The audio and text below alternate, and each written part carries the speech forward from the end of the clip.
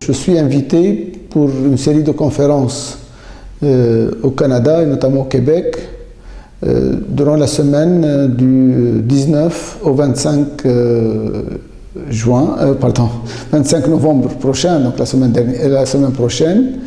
Et disons, cette série de conférences est concoctée par mon ami, le collègue Rached Antonius, qui est sociologue, qui travaille à l'UQAM. Et il était à Tunis au mois de juin dernier. Et c'est à cette occasion que l'idée de ce voyage, disons, cette série de conférences, à l'invitation de l'Université du Québec à Montréal.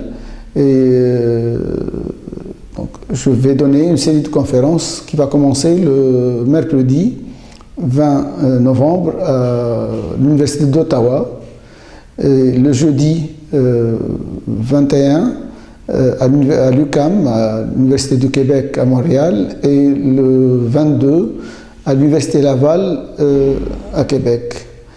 Et le thème général, c'est en lien avec ce qu'a vécu ma faculté il y a 2 ans. C'est que ma faculté avait subi une pression et une intervention de groupes radicaux salafistes qui ont voulu imposer ce qu'ils croient être le règlement, ou alors ce qu'ils croient eux-mêmes être un règlement d'université, alors que ça n'a rien à voir avec les règles pédagogiques.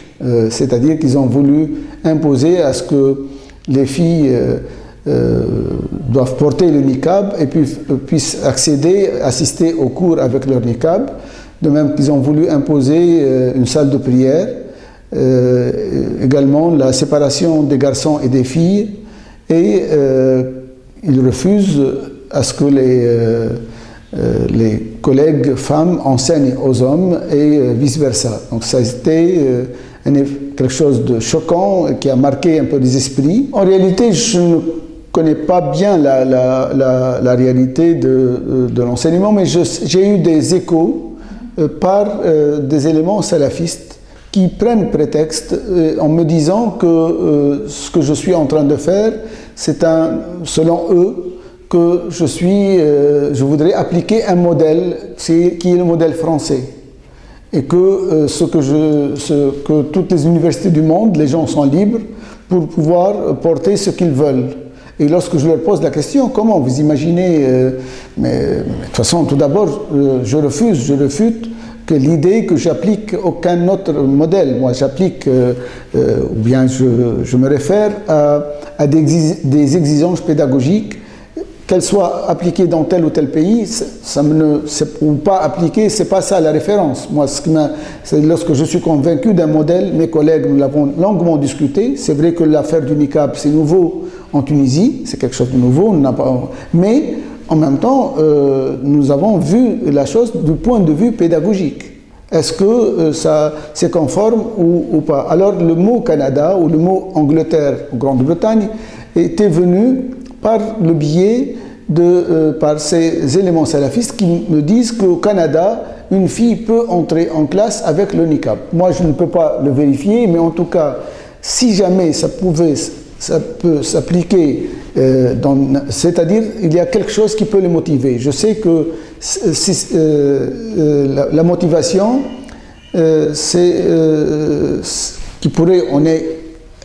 je ne peux pas partager, c'est de considérer que ceux qui portent le niqab, c'est une minorité qu'on doit tolérer malgré tout parce que c'est une minorité. Moi, je ne vois pas le système universitaire ou d'enseignement ne peut pas tenir compte de majorité ou de minorité. Pour moi, l'enseignement, et j'en suis le véritable produit dans mon pays, en Tunisie, l'enseignement, c'est par excellence l'élément qui assure l'égalité. Je suis issu d'un milieu modeste, et c'est grâce à l'école, l'école a servi d'ascension sociale pour que les gens de ma classe sociale puissent arriver c'est-à-dire au plus haut échelon. C'est ce qui marquait la Tunisie moderne, la Tunisie de l'indépendance. C'est basé sur 2 choses, c'est l'égalité des chances entre tout le monde.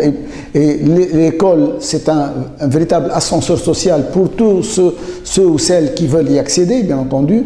Et deuxième élément, c'est l'égalité entre hommes et femmes. Donc, pour moi, il n'en est pas question qu'il y ait une séparation, une ségrégation, parce qu'une femme, elle va se cacher, elle est libre de porter ailleurs qu'en classe, ou bien ailleurs qu'en salle d'examen, ou ailleurs qu'en soutenance de thèse ou de mémoire. Mais si il s'applique parce qu'on tolère à des gens de le porter parce qu'elles sont musulmanes, et nous sommes dans un pays où pratiquement la majorité est musulmane, nous avons une petite minorité de citoyens tunisiens juifs, mais alors qu'est-ce qu'on va faire? 99% sont musulmans.